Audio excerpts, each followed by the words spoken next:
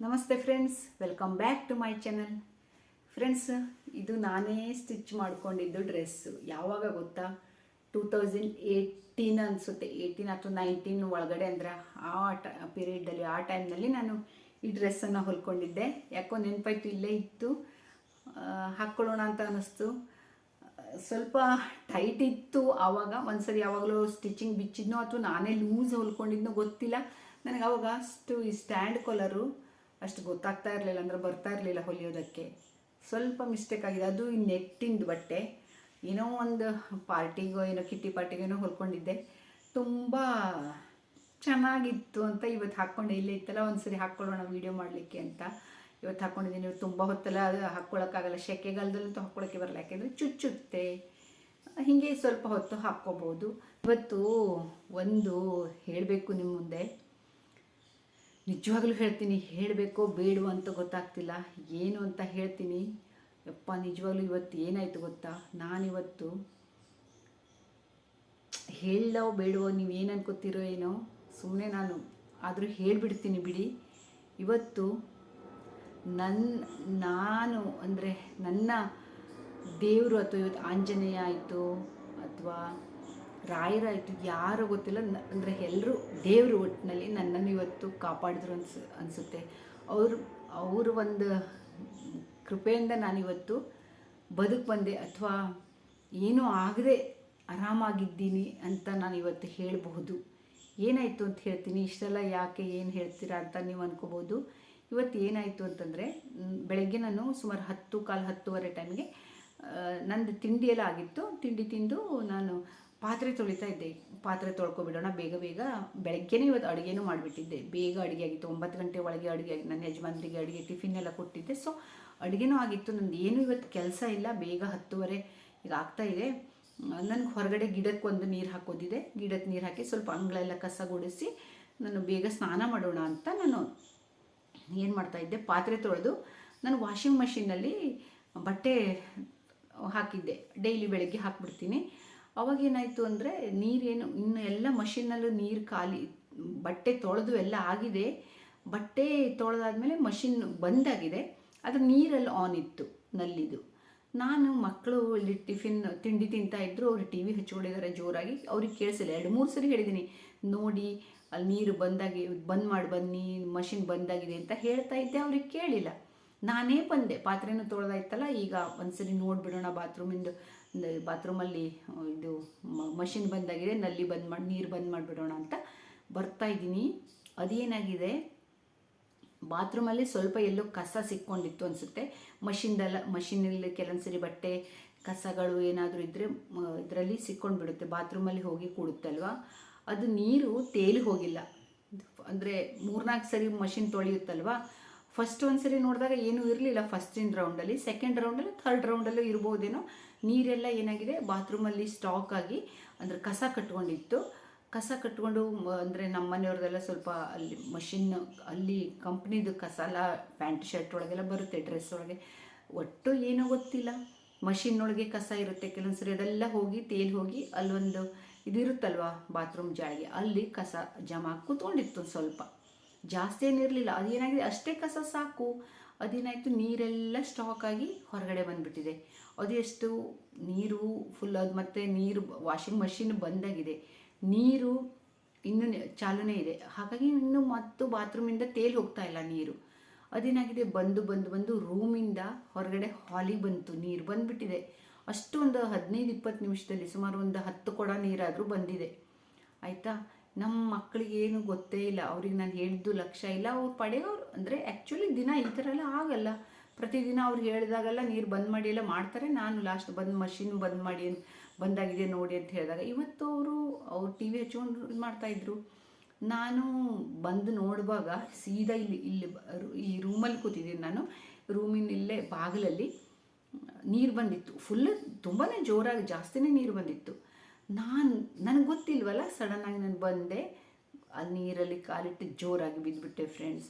ಇವತ್ತು ಹೆಂಗೆ ಬಿದ್ದಿದ್ದೀನಿ ಅಂದರೆ, ಆ್ಯಕ್ಚುಲಿ ಹೇಳಬೇಕು ಅಂದರೆ ಈ ವರ್ಷದಲ್ಲಿ 3 ಸರಿ ಬಿದ್ದಿದ್ದೀನಿ. 2 ಸರಿ ಆಲ್ರೆಡಿ 4 ತಿಂಗಳ ಹಿಂದೆ ಬಿದ್ದಿದ್ದೆ. ಆದರೆ ಈ ಸರಿ ತುಂಬ ವರ್ಸ್ಟ್, ಅದರ ತುಂಬ ಜೋರಾಗಿ ಬಿದ್ದಿದ್ದು ನನಗೆ ಹೆಂಗಾಯಿತು ಅಂದರೆ, ಗೋಡೆಗೆ ಇಲ್ಲಿ ತಲೆ ಬಡಿತು.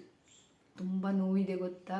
ಆವಾಗ ನಂಗೆ ಏನೂ ಗೊತ್ತಾಗಿಲ್ಲ. ಒಂದ್ಸರಿ ಸ್ವಲ್ಪ ನೋವಾದಾಗಾಯ್ತು. ಇಲ್ಲಿ ಗೋಡೆಗೆ ತಲೆ ಬಡಿತು. ಆಮೇಲೆ ಇಲ್ಲಿ ಕೈ, ಇದೇ ಕೈ ಇಲ್ಲಿ ಜೋರಾಗಿ ಬಡ್ಕೊಂಡಿದ್ದೀನಿ. ಆವಾಗ ಏನು ಗೊತ್ತಾಗಿರಲ್ಲ. 1 ತಾಸು 2 ಗಂಟೆ ಆದಮೇಲೆ, ಅಂದರೆ 1 ತಾಸು 2 ತಾಸು ಆದಮೇಲೆ ನಂಗೆ ಪೇನ್ ಗೊತ್ತಾಗ್ತಾ ಇದೆ. ಇಲ್ಲಿ ಪೇನ್ ಆಗಿದೆ, ಅಂದರೆ ಗೋಡೆ ಬಡ್ದಿದೆ, ಇಲ್ಲಿ ಬಡ್ದಿದೆ. ನಾನು ಬಿದ್ದಿದ್ದು ಜೋರಾಗಿ ಬಿದ್ದಿದ್ದು ನೀರಲ್ಲಿ ಕಾಲು ಜಾರ್ತಲ್ಲ ಆವಾಗ. ಆಮೇಲೆ ಇಲ್ಲಿ ಬಡಿಸ್ಕೊಂಡು ಇಲ್ಲಿ ನನ್ನ ಮುಖ ಈ ಥರ ಏನೋ ಆಗಿ ಇಲ್ಲಿ ಏನೋ ಒಂದ್ಸರಿ ಪೇನ್ ಆಯಿತು. 1 ಸೆಕೆಂಡ್ ನನಗೆ ಕಣ್ಣು ಕತ್ತಲೆ ಬಂದು, ತಲೆ ಸುತ್ತು ಬಂದು ಏನೋ ಆಗ್ತಾಯಿದೆ ಅಂತ ಅನ್ನಿಸ್ತು. ನನಗೆ ಏನಾಗ್ತಾಯಿದೆ, ನಾನು ಸತ್ತು ಹೋದೆ, ನಾನು ಸಾಯ್ತಾ ಇದ್ದೀನಿ ಅಂತ ಜೋರಾಗಿ ಕೂಗ್ಬಿಟ್ಟೆ. ಜೋರಾಗಿ ಅಯ್ಯೋ ನಾನು ಸತ್ತೆ ಅಂತ ಕೂಗಿದೆ. ಮಕ್ಕಳೆಲ್ಲ ಓಡಿ ಬಂದರು. ನನ್ನ ಮಗಳು ಟೀ ಕುಡಿತಾ ಇದ್ಲು. ಅವಳದ್ದು ಟೀ ಎಲ್ಲ ಮೈ ಮೇಲೆ ಚೆಲ್ಲೋಯ್ತು. ಅಪ್ಪ, ಏನು ದೇವರೇ ಕಾಪಾಡಿದ್ದಾನೆ. ನಾನು ಬಿದ್ದಿದ್ದು ನೋಡಿದ್ರೆ ಇವತ್ತು ಗೊತ್ತಾ ಫ್ರೆಂಡ್ಸ್, ಯಾಕೋ ನಿಮ್ಗೆ ಹೇಳಬೇಕು ಅಂತ ಅನ್ನಿಸ್ತು ಇವತ್ತು. ಗೊತ್ತಿಲ್ಲ, ನಾನು ಹೇಳಬಾರ್ದು ಅಂತ ಅನ್ಕೋತಾ ಇದ್ದೆ. ಜೋರಾಗಿ ಇಲ್ಲಿ ತಾಗ್ತು. ತುಂಬ ಮಕ್ಕಳೆಲ್ಲ ಬೈದರು, ಹೋಗು ಹಾಸ್ಪಿಟ್ಲಿಗೆ ಹೋಗು ಅಂತ. ಆವಾಗ ನನಗೆ ಅಷ್ಟೊಂದು ನೋವು ಗೊತ್ತಾಗಿಲ್ಲ. ಇಲ್ಲೊಂದು ಸ್ವಲ್ಪ ನೋವು, ಇಲ್ಲಿ ನೆಕ್ ನೋವು, ಇಲ್ಲಿ ಸ್ವಲ್ಪ ನೋವು ಆದಂಗೆ ಅನ್ನಿಸ್ತು. ಇಷ್ಟು ಇಲ್ಲಿ ಬಡಿಸ್ಕೊಂಡಾಗ ಗೊತ್ತಾಗಿಲ್ಲ. ಅದೇನಾಯಿತು, ಸೋಫಾ ಅಂದರೆ ಬಾಗಿಲು ಪಟ್ಟಿ ಇಲ್ಲಿ ನನಗೆ ಬಡಿತಲ್ಲ, ನಾನು ಬಿದ್ದಿದ್ದು ಸೋಫಾನು ಸ್ವಲ್ಪ ನನಗೆ ತಾಕ್ತು. ಈ ಕಡೆ ಇಲ್ಲೊಂಚೂರು ತಾಗಿದೆ.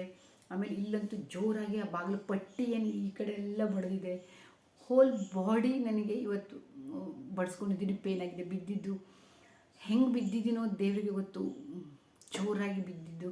ನನಗೆ ನಗು ಬರುತ್ತೆ ಈಗ ನಾನು ಹೇಳ್ಕೊಳ್ಳೋಕ್ಕೆ. ಆವಾಗ ನನಗೇನು ಗೊತ್ತಾ, ಮತ್ತು ಇನ್ನೊಂದು ಏನಾಯಿತು ಅಂತಂದರೆ, ನೀರು ಎಲ್ಲಿವರೆಗೆ ಹೋಗಿದೆ ಅಂದರೆ ಸೋಫಾದಿಂದ ಆ ಕಡೆನೂ ಸ್ವಲ್ಪ ನೀರು ಹೋಗಿದೆ. ಅಲ್ಲಿ ಮೊನ್ನೆ ರಾತ್ರಿ ನಾನು ಕಿರಾಣಿ ಸಾಮಾನೆಲ್ಲ ತಂದು ಬ್ಯಾಗಲ್ಲೇ ಇತ್ತು. ಆ್ಯಕ್ಚುಲಿ ಬ್ಯಾಗಿಂದ ಇನ್ನು ಇದಕ್ಕೆ ಡಬ್ಬಕ್ಕೆಲ್ಲ ತುಂಬಿರಲಿಲ್ಲ.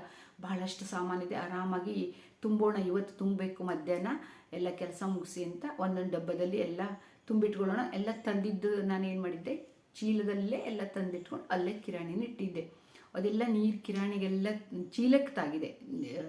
ಮತ್ತೇನು ಪ್ಯಾಕಿಗೆಲ್ಲ ಏನೂ ಆಗಿಲ್ಲ, ಯಾಕೆಂದ್ರೆ ಅದು ಪ್ಲಾಸ್ಟಿಕ್ ಕವರ್ ಇರುತ್ತೆ ಮತ್ತು ಚೀಲದ ಒಳಗಡೆ ಸಾಮಾನು ಇರೋದ್ರಿಂದ ಏನೂ ಆಗಿಲ್ಲ. ಅದಕ್ಕೆ ಕೆಳಗಡೆ ಸ್ವಲ್ಪ ನೀರು ಅದಕ್ಕೆ ಹೋಗಿದೆ. ನನಗೆ ಟೆನ್ಷನ್, ಕಿರಾಣಿ ಸಾಮಾನು ಇಲ್ಲಿ ಇಟ್ಟಿದ್ನಲ್ಲ, ಏನಾದ್ರು ಅದಕ್ಕೆ ಚೀಲಕ್ಕೆಲ್ಲ ನೀರು ಹೋಯ್ತಾ ಅಂತ ಬೇಗ ಅದನ್ನು ಹೇಳಿದೆ. ಅಮ್ಮ ಈಗಷ್ಟೇ ಬಿದ್ದಿದೆಯಾ, ಆದರೂ ಅಲ್ಲೆಲ್ಲ ಕೆಲಸ ಏನು ಮಾಡೋದು, ಸುಮ್ಮನೆ ಕೂಡು, ಡಾಕ್ಟ್ರ್ ಹತ್ರ ಹೋಗು ಅಂತ ಇಬ್ಬರು ಕೂಗ್ತಾ ಇದ್ದಾರೆ. ನನಗೇನಾಗಿಲ್ಲ, ಕಣ್ಣು ಕತ್ತಲೆ ಬಂದು ಒಂದು ಕ್ಷಣ ನನಗೆ ಏನಾಯ್ತು ಅಂತ ಗೊತ್ತಾಗಿಲ್ಲ. ನಾನು ಅಲ್ಲೇ ಕೂತೆ. ಎದ್ದೇಳಲಿಕ್ಕಾಗಲ್ಲ, ತಲೆಯೆಲ್ಲ ಏನೋ ಆದಂಗಾಯ್ತು. ತಲೆ ಸುತ್ತು ಬಂದು ಹೇಳೋಕ್ಕಾಗಲ್ಲ. ಒಂದು 10 ಸೆಕೆಂಡ್ ಒಳಗಡೆ ಈ ಥರ ಆಯ್ತಲ್ಲ. ನನಗೆ ಏನಾಗ್ತಾ ಇದೆ ಅಂತಲೇ ನಂಗೆ ಗೊತ್ತಾಗಿಲ್ಲ. ಅಷ್ಟು ಜೋರಾಗಿ ನಾನು ಬಿದ್ದು ತುಂಬಾ. ಈಗ 4 ತಿಂಗಳ ಹಿಂದೆ ಒಂದು ಸರಿ ಬಿದ್ದಿದ್ದು. ನಾನು ಸ್ವಲ್ಪ ಇನ್ನೊಂದು ಹೇಳ್ತೀನಿ ಫ್ರೆಂಡ್ಸ್, ವರ್ಷದಲ್ಲಿ 1-2-3 ಸರಿ ಬೀಳ್ತಾ ಇರ್ತೀನಿ. ನಾನು ಯಾವಾಗಲೂ ಸ್ವಲ್ಪ ನೀರಿದ್ರೂ ನೋಡಿರಲ್ಲ, ಬಿದ್ದೋಗ್ಬಿಡ್ತೀನಿ. ಜಾಸ್ತಿ ಬಾತ್ರೂಮ್ ಮುಂದೆ ಎಷ್ಟೋ ಸರಿ ಸ್ವಲ್ಪ ಏನಾದರೂ ನೀರಿರುತ್ತೆ, ಅಥವಾ ಕಿಚನಲ್ಲಿ ಎಲ್ಲಾದ್ರೂ ನೀರು ಚೆಲ್ಕೊಂಡಿತ್ತು, ಒಂದು ಡ್ರಾಪ್ ಬಿದ್ದರೂ ನನಗೆ ಗೊತ್ತಿಲ್ಲದೆ ಕಾಲು ಜಾರಿ ಬಿದ್ದಿದ್ದು ಭಾಳ ಸರಿ ಇದೆ. ಎಷ್ಟೋ ಸರಿ ಬೀಳ್ತಾ ಏನೋ ಹೀಗೆ ಹಿಡ್ಕೋತೀನಿ, ಅಂದರೆ ಸ್ಕಿಪ್ ಆಗಿ ಬೀಳೋಷ್ಟರಲ್ಲಿ ಇದು ಮಾಡ್ಕೋತೀನಿ, ಕಂಟ್ರೋಲ್ ಮಾಡ್ಕೋತೀನಿ. ಈ ಸರಿ ಅಂತೂ ಜೋರಾಗಿ ಬಿದ್ದೆ. ಯಪ್ಪ ನನಗೆ. ಆಮೇಲೆ ನೀರೆಲ್ಲ ಖಾಲಿ ಮಾಡಿ ಮಕ್ಕಳೆಲ್ಲ ಮಾಪ್ ಮಾಡಿದ್ರು. 1 ಗಂಟೆ ಆಯಿತು ನೀರು ಖಾಲಿ ಮಾಡಲಿಕ್ಕೆ. ಇಲ್ಲೆಲ್ಲ ಸಾಮಾನುಗಳೆಲ್ಲ ಇದ್ದು ಸ್ವಲ್ಪ ಅದು ಇದು ಮನೆಯ ಮೇಲೆ ಸಾಮಾನು ಇದ್ದೇ ಇರುತ್ತಲ್ವ. ಈ ಟೇಬಲ್ ಕೆಳಗಡೆ ಎಲ್ಲ ನೀರು. ಆಮೇಲೆ ಇಲ್ಲೊಂದು ಕಾಟ್ ಹಾಕಿದ್ದೀನಿ, ದಿವಾನ್ ಕಾಟು, ಅಂದರೆ ಅಲ್ಲಿ ಹಾಲಲ್ಲಿ ಇತ್ತು, ಅದನ್ನು ಈಗ ರೂಮಿಗೆ ಹಾಕಿದ್ದೀವಿ. ಅದರ ಕೆಳಗಡೆ ಎಲ್ಲ ಸ್ವಲ್ಪ ನೀರು ಹೋಗಿತ್ತು. ವಾಷಿಂಗ್ ಮಷಿನ್ ಕೆಳಗಡೆ ನೀರು ಎಲ್ಲ ಆ ಕಡೆ ಈ ಕಡೆ ಜಾರಿಸ್ಕೊಂಡು ಎಲ್ಲ ಸರಿಸ್ಕೊಂಡು ನೀರು ಖಾಲಿ ಮಾಡಿದ್ರು. ನಾನು ಬೇಗ ಮೈಯೆಲ್ಲ ಫುಲ್ಲು ನೆಂದೋಗ್ಬಿಟ್ಟಿತ್ತು. ನಾನು ಸ್ನಾನ ಮಾಡಿ ಬಂದೆ, ಅಂದರೆ ಬೇಗ ಸ್ನಾನ ಮಾಡಬೇಕು, ನನ್ನ ಕೆಲಸ ಮುಗಿದಿದೆ, ಎಲ್ಲ ಸ್ನಾನ ಮಾಡಬೇಕು ಅಂತ. ಇವತ್ತು ನಾನು ಬೇರೆ ಏನೋ ಪ್ಲ್ಯಾನ್ ಇತ್ತು ನಂದು. ಇವತ್ತೇನೋ ಒಂದು ಬೇರೆ ಎಕ್ಸ್ಟ್ರಾ ಕೆಲಸ ಮಾಡೋ ಪ್ಲ್ಯಾನ್ ಇತ್ತು. ಬೇಗ ಕೆಲಸ ಮುಗಿದಿದೆ, ಅಡುಗೆನೂ ಆಗಿದೆ, ಸ್ನಾನ ಮಾಡ್ಕೊಂಡು ಏನಾದರೂ ಬೇರೆ ಎಕ್ಸ್ಟ್ರಾ ಕೆಲಸ ಮಾಡೋ ಪ್ಲ್ಯಾನ್ ಇತ್ತು ನಂದು. ಅದಕ್ಕೆ ನಾನು ಏನು ಮೈಯೆಲ್ಲ ನಂದು ಆಮೇಲೆ ನೆಂದು ಹೋಯಿತು. ಫುಲ್ಲು ಮೈ ಒದ್ದಾಗ್ಬಿಟ್ಟಿತ್ತು. ನಾನು ಹೋಗಿ ಸ್ನಾನ ಮಾಡಿ ಬರೋಷ್ಟರಲ್ಲಿ ಮಕ್ಕಳೆಲ್ಲ ಕ್ಲೀನ್ ಮಾಡಿಟ್ಟಿದ್ರು. ಏನೂ ಮಾಡಿಲ್ಲ ಗೊತ್ತಾ. ಆಮೇಲೆ ಮಲ್ಕೊಬಿಟ್ಟೆ. ಆಮೇಲೆ ಗೊತ್ತಾಗ್ತಾಯಿದೆ, ಇಲ್ಲಿ ಮೊಣಕಾಲಿಗೆ ನನಗೆ ಇಲ್ಲಿ ಬಿದ್ದಾಗ ಏನು ಗೊತ್ತಾಗಲ್ಲ, ಇಲ್ಲೇ ನನಗೆ ನೋವಾಗಿದೆ, ಕಾಲು ನೋವಾಗಿದೆ. ಇಲ್ಲಂತೂ ಜೋರಾಗಿ, ಇಲ್ಲಂತೂ ಬಿಡಿ ಉಬ್ಬಿದೆ. ನಾನು ಸ್ವಲ್ಪ ತಾಮ್ರದ್ದು ಇದನ್ನು ಲೋಟನ ಸ್ವಲ್ಪ ಹಾಕಿ ತಿಕ್ಕಿದ್ದೀನಿ. ಇನ್ನೊಂದು ಸರಿ ಏನಾದರೂ ಸ್ಪ್ರೇ ಹೊಡ್ಕೊಂಡು ಇದು ಮಾಡ್ಕೊತೀನಿ. ಇಲ್ಲಾಂದರೆ ಸಂಜೆಗೆ ಹಾಸ್ಪಿಟ್ಲಿಗೆ ಹೋಗಿ ಬರ್ತೀನಿ. ತಲೆಗೆಲ್ಲ ಏಟು ಬಿದ್ದರೆ ಭಾಳ ಡೇಂಜರ್ ಅಲ್ವ. ಈಗೊಂದು 2-3 ತಿಂಗಳ ಹಿಂದೆ ನಮ್ಮದು ಇಲ್ಲಿ ಸ್ಟೇರ್ ಕೇಸಿಂದು ಇದು ಬಂದಿದೆ ಇಲ್ಲಿ, ಆಮೇಲೆ ತೋರಿಸ್ತೀನಿ ಏನು ಅಂತ. ಅದು ಇಲ್ಲಿ ತಲೆಗೆ ಬಡಿಸ್ಕೊಂಡಿದ್ದೆ. ಅದು ಇನ್ನೂ ನೋವಿತ್ತು. ಒಂದು 2 ತಿಂಗಳ ಹಿಂದೆ ಒಂದು ವಾರ ನೋವಿತ್ತು ನನಗೆ. ಹೀಗೆ ನಾನು ಜಾಸ್ತಿ ಆಗ್ತಾ ಇರುತ್ತೆ.